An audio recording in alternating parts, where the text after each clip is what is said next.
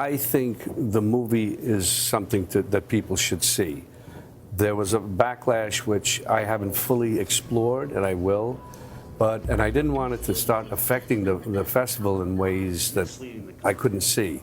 But definitely there's something to that movie. And there's another movie called Trace Amounts.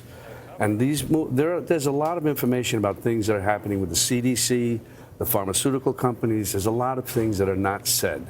I, as a parent of a child who has autism, I'm concerned, and I want to know the truth. You went public for the first time saying that your 18-year-old son does have autism. Yes. That had been a very private thing for you, and Yes. part of the reason you wanted this film shown was to start that conversation. Absolutely. Do you believe you'll now have a role in that conversation going forward? Possibly, yes. Because the thing is, if to shut it down, there's no reason to. If you're scientists, let's see, let's hear. Everybody doesn't seem to want to hear much about it. It's shut down, and you guys are the ones that should be the investigating. Do the investigating. I think the film was controversial because people felt that the filmmaker had been discredited. Even he, I'm not so sure about. At the end of the day, even him. But there's another amazing film that was done by Ross Williams that won the Audience Award at Sundance called Life Animated about autism, right. And it's a really beautiful film about the Susskind family. And it's a beautiful film, but it's another thing. It's the result of. It's not questioning how some people got autism. How the vaccines are dangerous, if not dangerous to certain people who are more susceptible. And nobody seems to want to address that, or they say they've addressed it, and it's a closed issue, but it doesn't seem to be, because there are many people who will come out and say, no, I saw my kid change like overnight. Mm-hmm. I saw what happened, and I should have done something, and I didn't.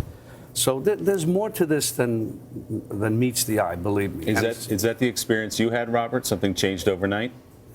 My wife says that. I don't remember, but my child is autistic, and every kid is different. But there is something there. There's something there that people aren't addressing. And for me to get so upset here today, on the Today Show with you guys, means there's something there. That's all I wanted, was the movie to be seen. People can make their own judgment, but you must see it. And there are other films, other things that also just document and show.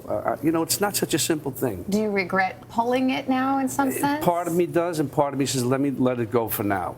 And I'll deal with it later in another way. But because I didn't want the festival to be affected in a way, because it was like a knee-jerk reaction, and especially from the filmmakers, frankly, that I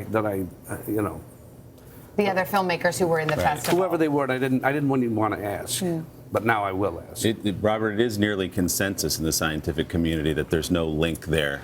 Do you believe that's not true? I believe it's much more complicated than that. It's much more complicated than that. There is a link, and they're saying there isn't, but there's certain things. There's the obvious one is thimerosal, which is a mercury-based preservative. But there are other things there that I don't know. I'm not a scientist, but I know because I've seen so much reaction about just let's find out the truth. Let's just find out the truth. I'm not, I'm not anti-vaccine, as I say, but I'm pro-safe vaccine. And there are some people who cannot take a vaccine, and they have to be found out and warned that you just don't give a kid a bunch of shots and then something happens. Some parents, even in this documentary, they say, I knew I shouldn't have done it. I knew I shouldn't have done it. I talked to the doctor, and he's the doctor. I should listen. I should listen. I did it. The next day, imagine how the parent feels. The worry is that people who hear those words and wonder about it will then not have their child vaccinated, which has led to a higher incidence of things like mumps and measles, that kind of thing. I don't know if those statistics are accurate. I'm not the one to say, but I would question even that. There's a kind of a hysteria, a knee-jerk reaction. Let's see. As I say, everyone should have the choice to take vaccines. Some places it's becoming mandatory, but it does benefit the big drug companies.